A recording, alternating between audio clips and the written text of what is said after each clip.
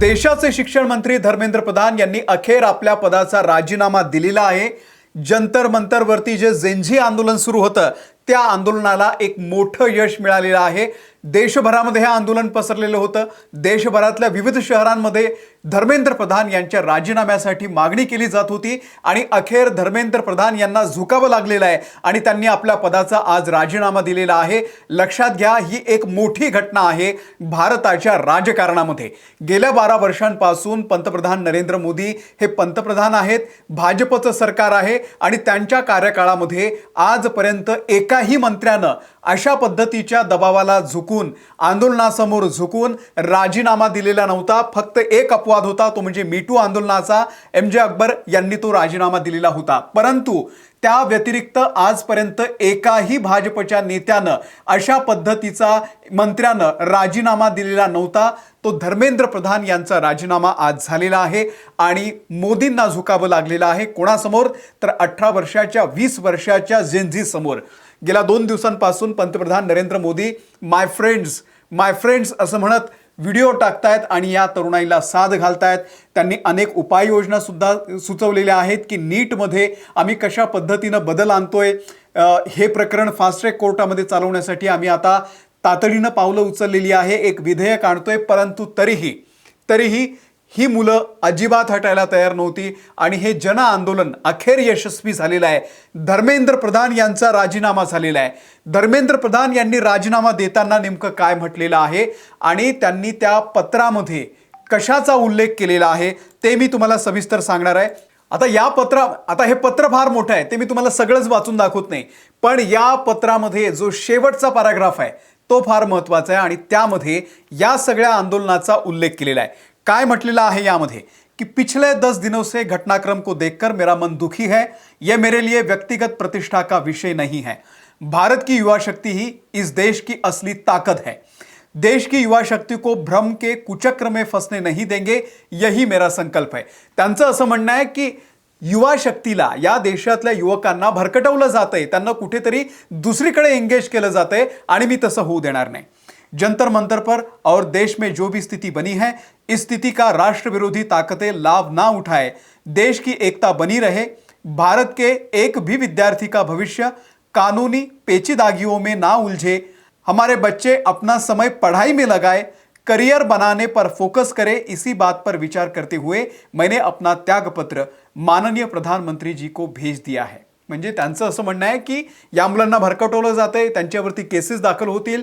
या मुलांनी आपली जी वेळ आहे ती जास्तीत जास्त अभ्यासासाठी खर्च करावी आणि त्यामुळे हे प्रकरण फार न लांबवता मी आता माझ्या पदाचा राजीनामा पंतप्रधानांकडे पाठवलेला है। मैं आदरणीय प्रधानमंत्री जी के मार्गदर्शन, विश्वास और निरंतर सहयोग के लिए हार्दिक कृतज्ञता व्यक्त करता हूं। साथ ही मंत्रिपरिषद के अपने सभी सम्मानित सहयोगियों, मंत्रालय के अधिकारियों एवं कर्मचारियों तथा उन सभी व्यक्तियों का भी आभार व्यक्त करता हूं जिनके साथ मुझे अपना कार्य करने का सौभाग्य प्राप्त हुआ।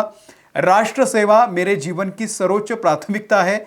मैं इसके लिए सदैव समर्पित रहूंगा। प्रभु जगन्नाथ के आशीर्वाद से मैं भविष्य में भी भारत माता, ओडिशा की जनता तथा देश के युवाओं की आकांक्षाओं की पूर्ति के लिए हर संभव रूप में स्वयं को समर्पित रखूंगा। आपका धर्मेंद्र प्रधान। लक्षात घ्या, धर्मेंद्र प्रधान यांनी अखेर या सगळ्या विद्यार्थ्यांच्या समोर, या कॉकरोचच्या समोर हार मानलेली आहे। हे अगदी सूर्यप्रकाशा इतकं स्वच्छ आहे। त्यांनी आता त्यावरती कितीही पांघरून घालण्याचा प्रयत्न केला की राष्ट्रविरोधी शक्तींनी या सगळ्या युवकांना आपल्याकडे खेचण्याचा प्रयत्न केलेला आहे। हे सगळे बहाणे आहेत। आजपर्यंत अशी आंदोलनं झाली की कुठलं तरी पाकिस्तान कनेक्शन, कुठलं तरी बांगलादेश कनेक्शन, कुठंतरी आणखी मिडल ईस्ट मधलं कनेक्शन, हे असे कनेक्शन बाहेर काढण्यामध्ये ही सगळे लोक खूप पटाईत आहेत। पण अखेर या सगळ्या जिन्झी मुलांनी हे आंदोलन आपल्या हाती घेतलेलं होतं आणि अखेर आज धर्मेंद्र प्रधान यांना आपला राजीनामा द्यावा लागलेला आहे। धर्मेंद्र प्रधान यांना शिक्षण मंत्रीपद सोडावं लागलेलं आहे। गेल्या अनेक वर्षांपासून, जसं त्यांनी या पत्रामध्ये उल्लेख केला की 4 दशकं ते या सगळ्या सार्वजनिक जीवनामध्ये आहेत, 40 वर्ष जवळपास झालीत, परंतु या 40-50 वर्षांमध्ये पहिल्यांदाच त्यांच्यावरती अशा पद्धतीची वेळ आलेली आहे। धर्मेंद्र प्रधान हे कितीही पद्धतीने या ठिकाणी आंदोलनं झाली तरी सुद्धा त्यांनी राजीनामा देण्याची कधीही भाषा केलेली नव्हती. पंतप्रधान नरेंद्र मोदी यांनी सुद्धा 2-3 वेळा व्हिडिओ केले, पोस्ट केल्या, परंतु त्यामध्ये धर्मेंद्र प्रधान यांचा आम्ही राजीनामा घेऊ किंवा योग्य ती पावलं उचलू, चौकशी करू असा कुठेही उल्लेख केलेला नव्हता. आणि त्याचमुळे अखेर पंतप्रधान नरेंद्र मोदी यांना सुद्धा झुकावं लागलेलं आहे. आणि 12 वर्षांचा जो एक यांचा पॅटर्न होता की काहीही होऊ दे, आम्ही अकाउंटेबिलिटी घेणार नाही, आम्ही जबाबदारी घेणार नाही, तर ही जी परंपरा होती ती परंपरा, ती जी अकड आहे ती या मुलांनी तोडलेली आहे. लक्षात घ्या, हे आंदोलन साधं सुधं नाही आहे. आणि याही पलीकडे जाऊन आज म्हणजे पुन्हा एकदा जंतर मंतरवरती लाठीचार्ज झालेला आहे, पुन्हा तिथे हिंसाचार सुरू झालेला आहे, पुन्हा तिथे विद्यार्थी आणि ती सगळी मुलं किंवा जे काही आंदोलन करतात, असा आता बरेच लोक असं म्हणतात की हे काय सगळे नीट परीक्षा देणारे होते का? असं काय नियम आहे का की एखादा गुन्हा झाला तर त्या गुन्ह्यातले जे पीडित आहेत त्यांनीच त्या याच्यामध्ये जायचं? असं तर काही नियम नाही आहे. त्या आंदोलनामध्ये लहान मुलं सुद्धा आहेत, म्हातारे व्यक्ती सुद्धा आहेत, आई वडील आहेत, भाऊ बहीण आहेत, सगळ्यांनी या आंदोलनामध्ये सहभाग घेतलेला आहे. आणि हे आंदोलन एक मोठं जन आंदोलन झालेलं होतं. आणि आज सुद्धा त्या ठिकाणी जंतर मंतरवरती हिंसाचार सुरू झालेला आहे, परंतु कदाचित ते सगळं दाबलं जाईल. आता पुन्हा एकदा जेव्हा धर्मेंद्र प्रधान यांचा राजीनामा झालेला आहे, मला असं वाटतं हे आंदोलन आता इथे थांबावं, कारण या आंदोलनाचा जो मुख्य उद्देश होता तो आज पूर्ण झालेला आहे. आणि एक जोरदार सेलिब्रेशन सुद्धा जंतर मंतरवरती होणारच आहे.